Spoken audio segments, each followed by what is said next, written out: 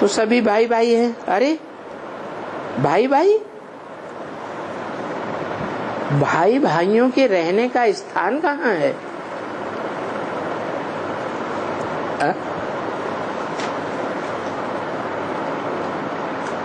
भाई भाई जो पैदा होते हैं उनकी पैदाइश कहाँ से होती है? बाप से पैदाइश होती है। तो कहाँ रहने का मूल स्थान है उनका? है बाप का घर कौन सा? परमधाम।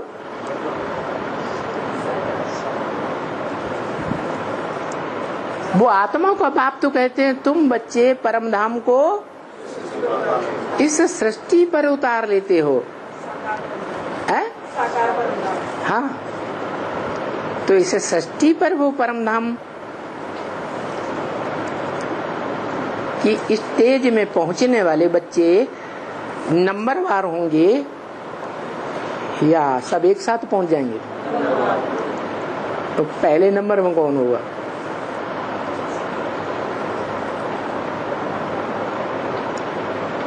अरे कोई होगा कि नहीं होगा? कौन है? पहले नंबर में वो ही हो सकता है जिसने शिव बाप से, आत्माओं के बाप से ज्ञान का पूरा वर्षा लिया है। क्या पूरा वर्षा क्या होता है? ब्रह्मा के मुख से शिव ने जो बोला वो पूरा वर्षा नहीं है। अरे जल्दी बताओ ना, क्या है? पूरा वर्षा नहीं है?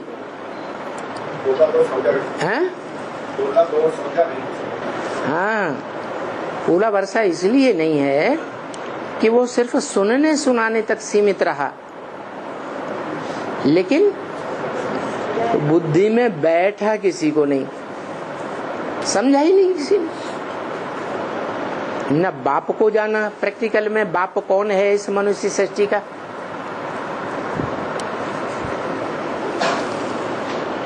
ब्रह्मा बाबा जब तक जीवित रहे 69 18 जनवरी तक कोई ब्रह्मा कुमार कुमारी ने पहचाना कि इस मनुष्य सृष्टि का बाप कौन है? नहीं पहचाना ना। कब पहचाना? मनुष्य सृष्टि के बाप के बारे में कब से पहचान होना शुरू हुई? जब बोला कि 76 है बाप का प्रत्यक्षता वर्ष। कौन से बाप का प्रत्यक्षता वर्ष?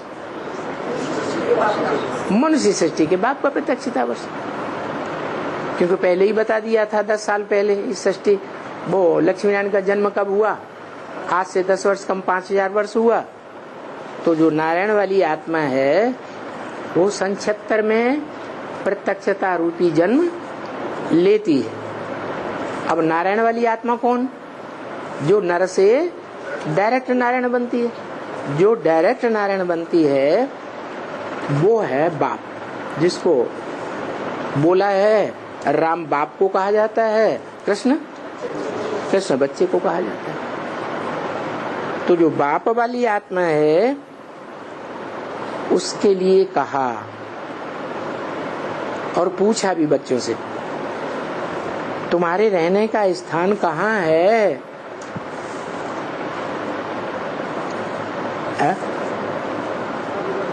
तुम बच्चों के रहने का स्थान कहाँ है? तुम जब देहभान को भूल जाएंगे, आत्मिक स्थिति में स्थिर हो जाएंगे, तो तुम कहाँ रहेंगे? कहाँ रहेंगे? भारत में वास करेंगे। पार ब्रह्म में वास करेंगे। हाँ, भारत का मतलब ये है, भा माने ज्ञान की रोशनी, रत माने लगा रहने वाला, जो सदैव ज्ञान की रोशनी में लगा रहता है। चाहे मनसा से, वाइब्रेशन से, वाचा से, कर्मेंद्रियों से जो भी कर्म करता है वो कर्म ज्ञान युक्त कर्म करता है, अज्ञान युक्त कर्म नहीं करता है, क्योंकि सबसे जास्ती ज्ञान संगम युग में उस आत्मा ने उठाया है। तो जो आत्मा पहले पहले आत्मिक स्थिति में स्थित हो जाती है, उसी की यादगार सोमनाथ मंदिर में वो शिवलिंग बना हुआ है। कोई कहे हीरा किसकी यादगार है? हीरा उसी की यादगार है जो हीरो पाटधारी है। शिव हीरो पाटधारी नहीं है, है?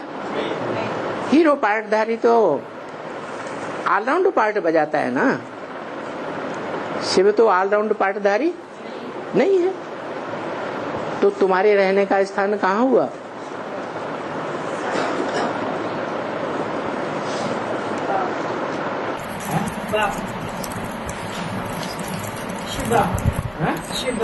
शिव बाबा तुम्हारे रहने का स्थान है।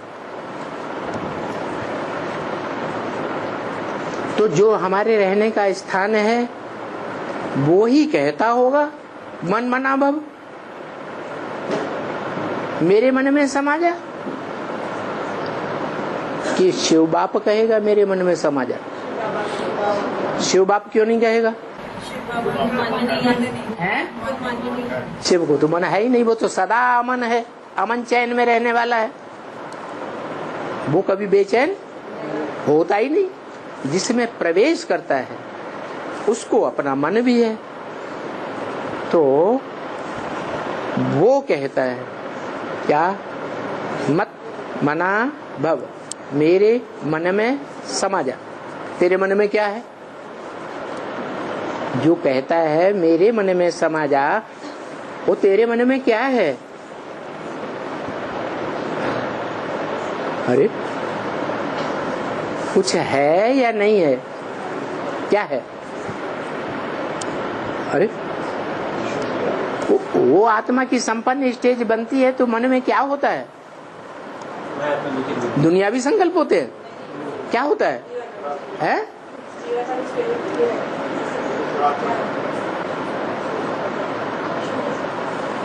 निराकारी बन जाता है ना, ज्योति बिंदु बन जाता है ना। ज्योति बिंदु के अलावा कोई दूसरा संकल्प होता है? नहीं होता। तो उस स्टेज में सबको समाना है। कितनों को है? देहभान को छोड़ करके उस स्टेज में सबको समाना है। 8 तो अपने पुरुषार्थ से समा जाते हैं, बाकी 108 को थोड़ा बहुत दंड भुगतना पड़ता है। और बाकी जो 500 करोड़ आत्माएं हैं वो देह का कर्म भोग का हो, धर्मराज के दंड का हो, वो भोग करके आत्मिक स्थिति में आ जाती हैं। धर्मराज के दंडों से उनके देहभान का छिलका उतर जाता है। तो वो भी कहाँ समा जाती हैं? फिर वो भी ज्योति बिंदु में समा जाती है। इसलिए गीता में लिखा है अव्यक्त मूर्तिना। क्या? अव्यक्त मूर्ति। मूर्ति तो है, मूर्ति माने साकार, अमूर्त नहीं है। आ माने नहीं, मूर्त माने साकार। अमूर्त नहीं है, मूर्ति है, लेकिन कैसी मूर्ति है? अव्यक्त। माना अव्यक्त माने इन आंखों से जो दिखाई न दे, ऐसी अव्यक्त मूर्ति। अरे लिंग दिखाई तो देता है, नहीं दिखाई देता, फिर अव्यक्त क्यों कहा है? इंद्रियों का बाण नहीं होता। हाँ, क्योंकि उसमें इंद्रियां नहीं दिखाई जाती। व्यक्त तो है लेकिन इंद्रियों की स्मृति नहीं है। ऐसी स्टेज पर हर आत्मा जो पहुंचेगी वो बाप का वर्षा राजाई का प्राप्त करेगी या राजघराने में जरूर आएगी। कैसी स्टेज? ऐसी निराकारी स्टेज जिसमें इंद्रियों की स्मृति न रहे, अति इंद्रिय, इंद्रियों से अतीत, इंद्रियों से अतीत ऐसी मन की स्टेज बन जाए कि मन देह की इंद्रियों का एक सेकंड भी ध्यान न करे, इंद्रियों के सुख की कोई लावलित्या नहीं, कोई इच्छा न रहे, ऐसी स्टेज बन जाए। तो जो सहज सहज जिनकी स्टेज बनती है राजयोग सीख करके, उनकी संख्या कितनी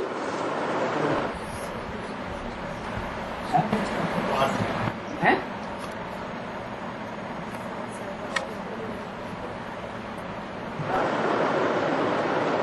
नहीं, 8 तो ऐसे हैं जो धर्मराज की सजाएं भी नहीं खाते। क्या? लेकिन जो राजाई का वर्षा पाने वाली आत्माएं हैं, कंट्रोलिंग का वर्षा, उनकी ज्यादा से ज्यादा संख्या कितनी है? 108। अच्छा,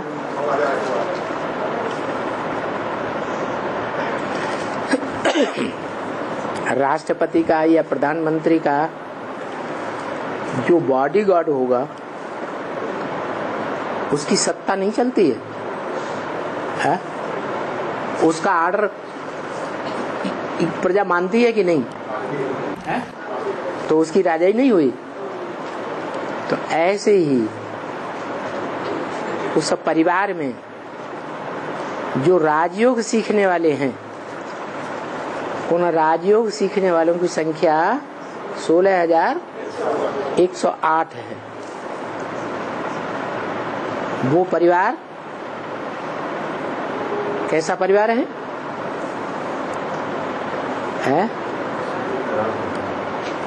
राजधानी उसे कहा जाता है, राजाओं की धारणा शक्ति कहा जाता है। उन्होंने वो शक्ति धारण की है ज्ञान और योग के आधार पर।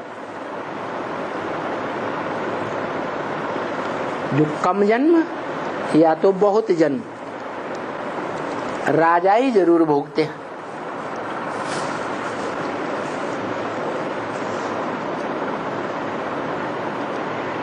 इसी त्रेता के अंत में 3 कटी हुई गद्दियां दिखाई गई। तो वो स्वर्ग को नष्ट करने वाली गद्दियां हैं, उनके जो कंट्रोलर हैं वो स्वर्ग को नष्ट करने वाले साबित हुए या संवर्धन करने वाले साबित हुए? नष्ट करने वाले साबित हुए। इसका मतलब इससे पहले के जन्मों में, सतयुग त्रेता के जन्मों में वो दास दासी बनकर रहे, अंतिम जन्म में जाकर के उनको वो राजाई मिल जाती। क्या कारण? कोई कारण बना हुआ या बिना कारण के है? क्या? यही कारण बनता है कि वो आत्माएं सृष्टि के आदि में, जब ब्रह्मा ने सृष्टि रची तो जो 4 मानस पुत्र पैदा किए, सनत, सनातन, सनंदन, सनत कुमार, उसमें से सनत कुमार जो है वो तो सबसे बड़ा देवी देवता सनातन धर्म का रक्षक साबित हुआ। बाकी 3 जो हैं वो आक्रामक साबित हुए। संगम युग में आदि के हिस्से को छोड़ करके, क्योंकि आदि में सहयोगी थे, बाकी आदि से लेकर के अंत तक सारे संगम में उन्होंने विरोध किया, इस्लामियों, क्रिश्चियंस, बौद्धियों की तरह सहयोग ठीक से किया ही नहीं। तो जब लगातार विरोध ही विरोध करेंगे सूर्यवंशियों का, तो उन्हें प्राप्ति कम होगी या ज्यादा होगी? कम प्राप्ति होती है।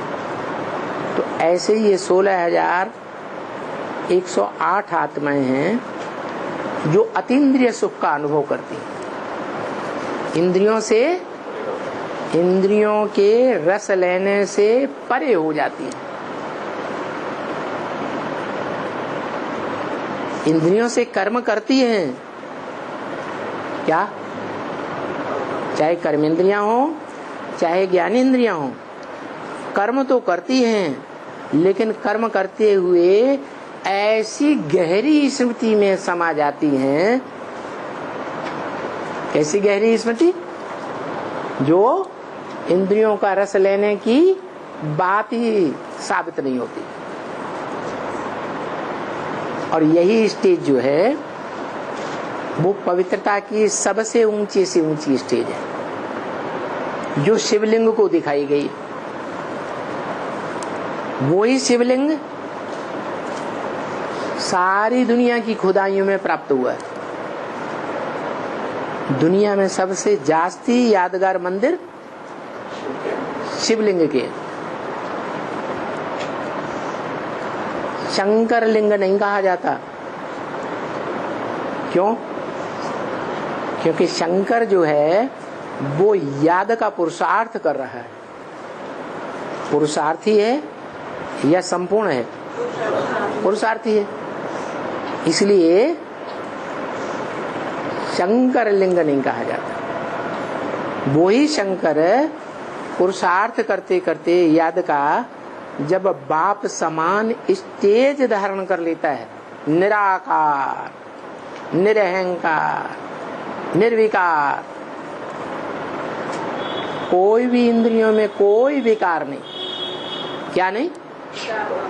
क्या नहीं? विकार। वि माने विपरीत, कार माना कार्य। विपरीत कार्य नहीं, साबित ही नहीं होगा। विपरीत कार्य क्या होता है? सुख देना है, सुख लेना है। ये श्रीमत के विपरीत है या अनुकूल है कार्य? अनुकूल कार्य है। और दुख देना, दुख लेना, ये श्रीमत के विपरीत कार्य है। तो ऐसी स्टेज में वो आत्मा पहले पहले टिक जाती है। सन्यासियों की तरह नहीं कि कर्मेंद्रियों का कर्म छोड़ दे। कर्मधारा छोड़ने की बात नहीं, जैसे सन्यासी करते हैं, जैसे ब्रह्मा कुमारियां करती हैं। सन्यासी समझते हैं हम बड़े भारी पवित्र हैं, लेकिन दूरबाज खुशबाज हैं। यह गृहस्थियों की तरह है? दूरबाज खुशबाज। संग भी हो देह का, देह की इंद्रियों का, कर्म भी हो, कर्म धारा भी हो, लेकिन मन उन कर्मों में लिम्पायमान न हो। जैसे कमल का फूल, कमल फूल को किंग फ्लावर कहा जाता है। क्या कहा जाता है? किंग फ्लावर, बड़े से बड़ा राजा। तो वो शिवलिंग की जो स्टेज है उसके बारे में शिव ने कहा कि मैं न पूजी बनता हूं न पुजारी बनता हूं। यानी सोमनाथ मंदिर में जो लिंग है और उसमें जो हीरा था वो पूज्य था या नहीं था? है? पूज्य था। वो किसकी यादगार है? कोई साकार मनुष्य आत्मा है इस सृष्टि पर जो ऑलराउंड इस सृष्टि पर साकार भी रहती है क्या ऑलराउंड साकार रहती है। और बाप समान निराकारी स्टेज भी धारण कर लेती है, लेकिन ऑलराउंड नहीं। ऑलराउंड करती है नहीं। तो बताया, बताओ तुम्हारे रहने का स्थान कहाँ है? शिव बाबा। शिव बाबा तो वो पूरा शरीर शिव बाबा का आ गया है? शिव बाबा के मन में मन मना भव का मतलब जो मेरे मन में सो तुम्हारे मन में, माना मेरे मन में ज्योति बिंदु, तो 500-700 करोड़ के मन में क्या होगा? अंत में ज्योति बिंदु होगा। वो ज्योति बिंदु को 500-700 करोड़ याद कर सकेंगे? निराकार को याद कर सकेंगे? निराकार को याद करना कठिन होता है या सहज होता है? और साकार में निराकार को याद करना सहज होता है। तो सारा संसार महामृत्यु के समय उस साकार में निराकार को याद करेगा, साकार को पहचानेगा, और पहचान करके उस निराकारी स्टेज में पहचान करके याद करेगा। तो जिसको याद करेंगे वैसे ही बन जाएंगे। इसलिए सन्यासियों ने मिसाल दिया। सन्यासियों में सबसे बड़े सन्यासी थे शंकराचार्य। वो जब परमधाम से आए तो उन्होंने बताया ये संसार क्या है। ये संसार में जो भी आत्माएं हैं वो सागर के बुलबुले हैं, बुदबुदे, कोई छोटे कोई बड़े, अभी अभी पैदा हुए, अभी अभी खत्म हो जाते हैं। क्षणभंगुर है जीवन। तो सागर के बुलबुले कोई बड़े कोई छोटे। तो ऐसे ही जो मनुष्य आत्माएं हैं, कोई का ज्यादा पार्ट रंगमंच पर, कोई का कम पार्ट, हैं सब बुलबुले। जो भी बुदबुदे हैं वो कहाँ समा जाएंगे? सागर में समा जाएंगे। तो सागर कौन हुआ है? सागर कौन हुआ और शिव कौन हुआ? सूर्य कौन हुआ? शिव हुआ सूर्य। और सागर हुआ जिसमें ज्ञान जल बहुत भरा हुआ हो, जिसकी थाह कोई आज तक दुनिया में वैज्ञानिक भी थाह नहीं ले सका, वो सागर है। पृथ्वी माता है, चौथाई हिस्सा पृथ्वी है और 3 हिस्सा सागर है।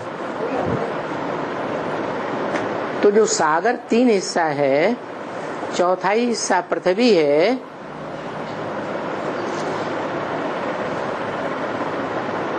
वो कौन किसकी गोद में समाया हुआ है? पृथ्वी माता सागर की गोद में समाई हुई है। दोनों एक दूसरे से अटैच हैं या डिटैच हैं? अटैच हैं। और सूर्य डिटैच है। शिव सदा डिटैच है। लेकिन सागर को जब आता है इस सृष्टि पर तो आप समान डिटैच बना देता है। ऐसे ही डिटैच बना देता है जैसे मनुष्य सृष्टि रूपी वृक्ष जब संपूर्ण बनता है और उसमें जो पहला फल आता है, पकता है, उसके अंदर जो बीज होता है, पूरा पकने के बाद वो बीज सारे वृक्ष से, फल से, टहनियों से, जड़ों से, पत्तों से अपने को डिटैच कर लेता है या नहीं कर लेता है? डिटैच कर लेता है। ऐसे ही वो मनुष्य सृष्टि का बीज है जो पुरुषार्थ पकने पर क्या हो जाता है? सारी मनुष्य सृष्टि से डिटैच हो जाता है। इसलिए उसमें इतनी ताकत है कि सारी मनुष्य सृष्टि को अपने में अटैच कर लेता है। सारे बुलबुले बुदबुदे किस में समा जाते? सागर में समा जाते। उस आकर्षण शक्ति का नाम भक्तों ने कृष्ण दे दिया। कृष्ण माने आकर्षण करने वाला। गलती हो गई उनसे। एक तरफ पूजा करते हैं कृष्ण बच्चे की और कहते हैं वो संपूर्ण है। बच्चा संपूर्ण होता है या परिवार में बाप संपूर्ण होता है? बाप संपूर्ण होता है। बच्चे में तो वो ताकत ही नहीं है जो परिवार पैदा करे।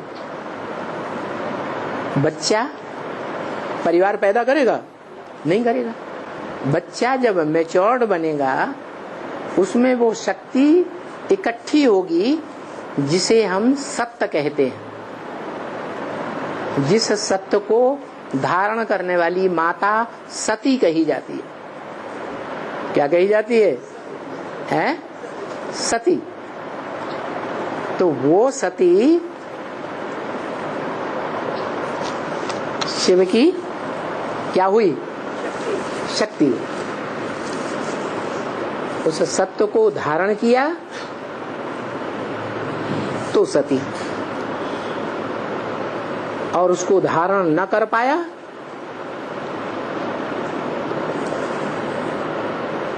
औरों के प्रति आकर्षित हो गई तो सत्य खत्म हो गया।